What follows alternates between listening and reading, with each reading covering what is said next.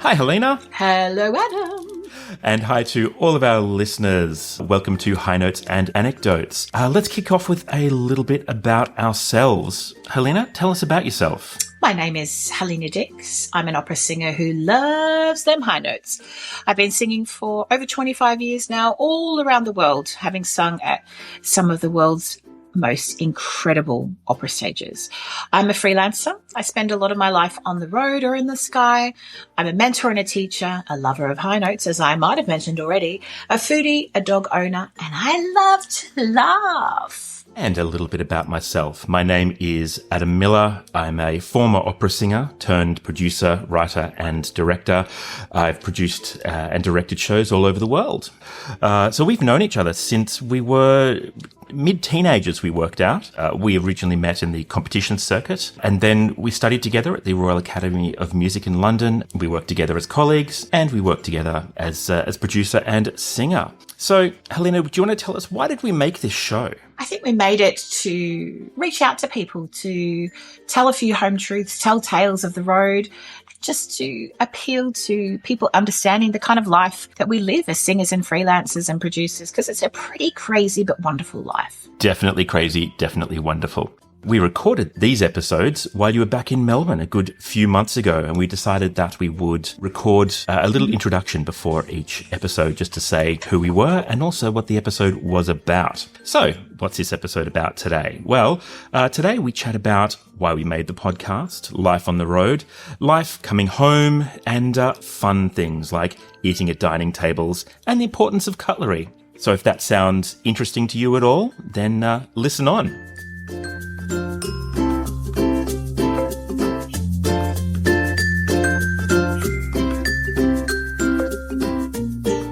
So this is it. This is theoretically the first podcast. If this is good, then we'll keep it. And everyone, listeners out there, you'll be hearing this right now. If it's bad, then you'll never know that this exists. Then we're the only ones that know this exists. Yeah. And we will just hide this in shame. Absolutely. It's never been seen, never been heard of, never been thought of again. Will we dig up the backyard and pop it in for like a time capsule? Oh, no, there will be a ceremonial burning. Okay, ceremonial if it goes really badly. That's commitment. So, I'm just going to say that we're here in Melbourne. We're on the lands of the Wurundjeri Wurrung people as we record this, and it's one of those things that, Helena, you and I are very rarely in the same city at the same time. So this is a real joy to actually have a conversation at the start of this podcast as we kick off and actually able to speak in the same place. That's so true. Place. Yeah, it's awesome. We usually talk at each other through a phone. And you know what the worst part about that is? I never see your eyebrows moving. Now I'm inspired. Now I see the eyebrows doing a little dance, and I'm down. I'm with it. That's it. Or you can see the look of horror as you start telling me, no, that's a bad story. Don't tell that story. That's fair enough. So today I thought, let's just kick off the conversation, because you and I have bounced ideas backwards and forwards about what this podcast would be. Mm-hmm. I think maybe today will be the meandering conversation of what will this podcast be? So what's your vision for it? What do you think it'll be? I just think it's a really cool platform for a number of reasons. First of all, you and I, we do good talking. I think that's a good phrase to start with. I mean, we talk a lot of wonderful things. My mother might say we talk a lot of crap, but I say it's deep and meaningful. Absolutely. It changes the world. It changes the direct world that I'm in anyway. I don't know. I think podcasts can be used for so many different things. I already love my social media as a platform to talk about different things in the industry and to chat about fun things coming up and things like that. But I think it's a chance to get deeper than that and to just have a chat about the reality of things, whether it be the reality of the industry or just the world we live in as artists, and talking about that from my perspective of traveling and the knowledge that I bring to that, and also just bouncing fun things off each other, I guess. I think you're right. I think that sounds like exactly what we're after. Are we going to have guests, do you think? What do you reckon? I reckon we would have guests. Yeah. I mean, not straight away, because we're far too important to have guests for a little bit. Like, we've got so much to say before we bring anyone else in. Otherwise, they'll just be sitting here with their eyebrows dormant. Who wants that? We can't Who wants have that. Dormant eyebrows? We really can't have doing? that. Yeah, exactly. So once our eyebrows have done a bit of dancing, I reckon that's the time we could bring someone in, for sure. Yeah. I'd love to do that. And look, I think we can probably throw this out to listeners. If there are listeners, again, this may not exist. This podcast may never have happened. People from the future, if you're listening. You've dug this up. Yeah, because I know a lot of platforms that this will eventually potentially go out on, have comment sections so people can give us that feedback and say, we want to hear this. We want you to talk about that. So we love a bit of interaction. But let's leave it at that for the minute. I think that's probably the direction we might head. And I think people will have a lot to say about your eyebrows. They'll see nothing. This is the great thing. Okay, but the description of your dancing eyebrows was already enough for people to go off. Yes. No, that's definitely what I'll be working towards. And I'm going to really work on crafting those just for your benefit. Because again, you're going to be gone in, let's go back to the start. You're in town at the moment, and I say town again, Melbourne. You came here originally. You've just finished a season with Melbourne Opera. That's right. We did the Puccini Festival. Fantastic. So how long are you in town for? I'm here for about another 5 weeks or so now before I jet off to Sydney, and I'm doing my first Valkyrie with the Sydney Symphony and Simone Young, which would be pretty epic. So it's nice actually, because usually after I sing in town, I run off quite quickly and go back over to London and no one sees me. Whereas this time I finished the shows, and during the shows I was very, very focused on not getting ill and not seeing too many people and everything, as you know. Yeah, it's nice to have a bit of downtime. So I'm spending my time at the moment revising Valkyrie, but also actually like interacting and seeing friends and stuff and having a bit of time for family and sunshine, which is lovely. And sunshine, you're actually here for good weather. I know. You're usually based in the UK. So it must be nice to come back to your hometown and actually have decent weather, at least for a little bracket at a time. I mean, Melbourne, it's a bit on and off, but yeah, the days that are lovely are definitely gorgeous. Yeah, I think there's nothing like Melbourne in the sunshine. Oh, gosh, for sure. Yeah. You're absolutely right. Probably the next question, we might as well get it out of the way up front, because when I was setting up the podcast software and things like that, one of the questions is, will there be explicit content, including swearing? Are we swearing in this podcast? No. Look, I'd love to say we wouldn't be, but I can't guarantee that there won't be the occasional. Well, this is it, right? Oh, because you have to put that at the start, right? Well, only that there's a little box to tick, right? Gotcha. But it might lead us into the next thing that I wanted to chat about. When I've been out on tour in my former life as an opera singer, I swore like a sailor, just pure filth, rolling out. You're on the stage, you're mucking around, you're chatting. There was no filter on the language. I would come home and my wife would be horrified, absolutely horrified. And for years, I was unable to be stopped, basically going, oh, yeah, I try not to swear, and then I just swear. Right. And then we had kids, and the first time that I heard one of them copy me swearing, I went, all right, so I don't swear anymore. There you go. That's the thing. So for me, that was a big adjustment coming home on tour. The biggest one was probably was my swearing. For you, you're out on the road how much of the year? Like you tour a lot. I'd say at least half to 3/4 of the year I'm away. So what is that transition like coming back home then? Because that's going to be a huge thing for you. And I'm guessing it's not just around language. No, it's not just around language. I think swearing's an open book in our house, so that's okay. And when I come back to Melbourne, it's even worse because my mum's worse than me. So we're okay when I come home. Oh gosh, that's a really big question, actually. And I think a lot of people say, oh, it must be so exciting being on the road. And when you come back to your husband, it must be like, oh, let you at each other. And it's so exciting to be back. But actually, it's quite the opposite. And I find I speak to people who travel a lot for work, whether it be in the arts or not. And they would say the same thing, especially when it's not just like a week or a weekend. It's, I will have been away this time for 3 and a bit months. That's a long old time. Oh, wow. Okay. And we've always said in our house that like 3 months is the limit. And even that is a bit of a push. And so I've done 3.5 months before. And I have to say that was probably the worst. I had double contracts at the Met. And when I came home, my husband, Mark, was like, babe, it's almost like getting to know someone again in the sense of being in their living space. So the dog is great. He's just like, oh my goodness, you're back. Let me lick you. And there's no resentment there from the dog. The dog, he barks at me for about 5 minutes and tells me off. And then he loves me again and, tries to sit on my lap, all 50 kilos of him. But that's not Mark, by the way. That's the dog. But yeah, like just being in each other's space, because I think that part of your kind of coping mechanism when you're on the road, both for myself and for Mark, who's at home, we both cope in different ways when we're away. So Mark tends to kind of shut down a bit. He goes into kind of hermit mode. You know, he'll use less of the house, like physically the space, like he'll, you know, just be in like little areas of the house, things like that. Okay. Whereas when I'm traveling, it's kind of the opposite. I try to fulfill my life with people and chat to as many people as possible, and more people than I usually would if I'm at home. I want to be in places and you know, have that. And my coping mechanism is to be more open and outward, and his mechanism is the opposite. And so when I come home, I kind of shut down a little because I enjoy the rest period. It's not shutting down in the sense of not wanting to speak to him or anything, but I also just go, finally I'm in my comfort zone and my happy place. But also there's stupid little domestic things like, why is that dish there? Why did you put your socks on the floor? And he says, they're sleeping. And I'm like, that's not so funny anymore. And he's like, I think I'm funny, you know, or, you know, I will have spent my time putting my hairbrush on the thing. You know, it's silly little things that end up, you know, supplying your coping mechanism for the months that you're apart from each other. And then all of a sudden you're like, why are you in my way? Why are you there? Why are you doing it like that? But you've always done it like that together, but you facilitate, don't you? And you kind of merge, you come together. But I think that's, you know, the hardest thing is finding that space for each other again and going, okay, you're doing that, that's cool, I'll just do this. Or, you know, Mark cooks man food like the whole time I'm away, you know, beige food, you know, or pizza, you know, that kind of thing.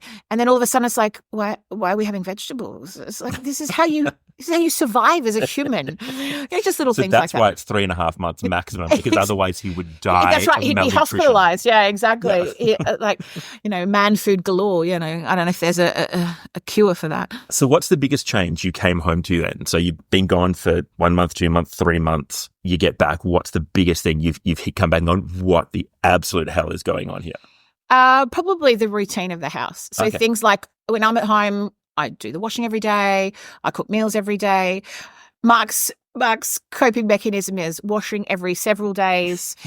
In the meantime, there's a pile of it on the dining room table, because who uses the dining room table when your wife's away? Well, you don't, do you? No, gosh, no. You're right. Not even when she's here, to be honest. Like, or when I'm here, like literally, we as a family made a conscious decision to move away from the dining room table. And whenever we have our rare as a family dining room table experience, the first question is always, what did we do wrong? Like, what's wrong? Really? Why are we all meeting at the table? Why are we all at the dining room table? Because it feels like formal. That's it. You know, we all tend to sit on the couch, even, you know, in front of the TV. But even if the TV's off, you can still have those conversations. Oh, that's funny. But Mark's the same as you. He'll love the sofa. And if I'm at home and he even suggests eating from the sofa, I'm like, that's disgraceful. We must sit at the table. Yeah, because I was brought up only ever at the table. And and I was brought up no television at eating time either. So is that still a rule in your household? No, I've kind of, we get the iPad and pop it on the table, but I refuse to watch the television. I refuse to set the dining room table up to face the television. All right. And it's just like, no, little iPad on the table, that's fine. I might do that when I'm traveling as well, but I have to have a knife and fork, and it has to be at the table. And even things like pizza. And Mark's like, what is wrong with you? So I think Wait, like not homemade pizza, not fancy pizza. You're talking about like anything. Dial-in pizza. You will sit at the table. Do you eat it with a knife and fork? Yes.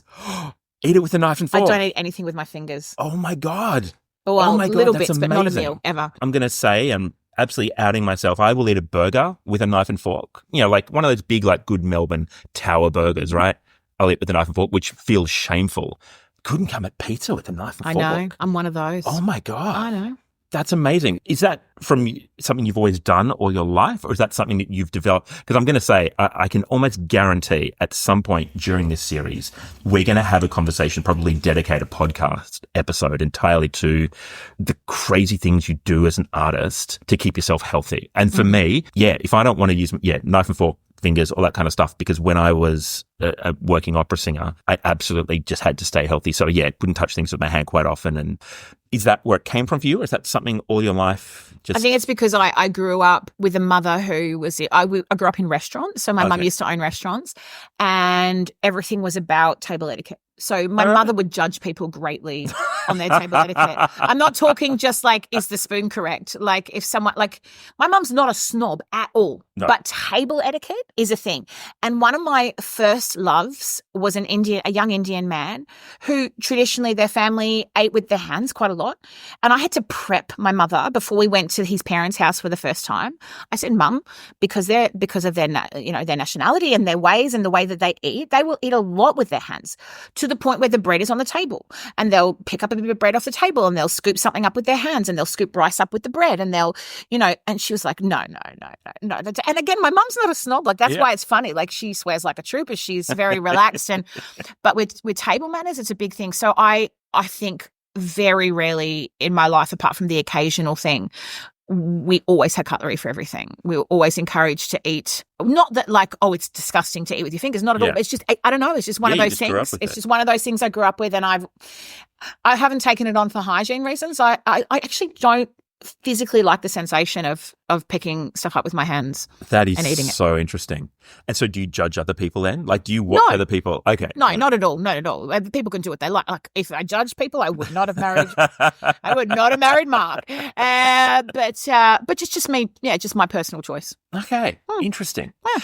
I would also assume, as someone who travels a lot for work, you can't, correct me if I'm wrong, it's hard to be judgmental when you're jumping into so many different cultures around the world. True. Because even if you have your very first impression going, oh God, I'd never do that, everyone over there does that. And so you find yourself shifting and modifying all those kind of rules, like eating pizza with a knife and fork. Oh my God.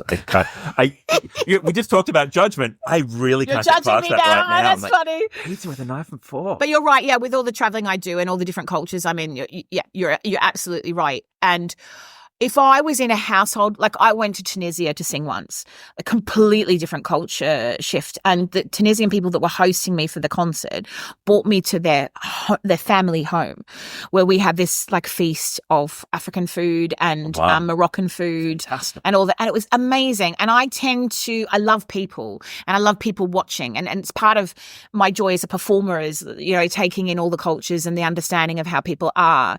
So if I'm in a situation like that where I'm watching like a food that I'm not familiar with, or I'm watching the way they do it, I will mimic what they do in order to not be rude in a situation. So I would feel rude picking up cutlery if they weren't. So, for instance, I was with a whole lot of Vietnamese people who were having their version, I guess, of an Aussie barbecue where they did this big pot in the middle and they all sat around with newspaper and everything and they all had chopsticks and you got out of the middle of the cooking pot like noodles and veg, but they would just put it in, get it out, and it was all in one pot. I was like, oh my God, like hygienically that made me quiver. Like I was like, no.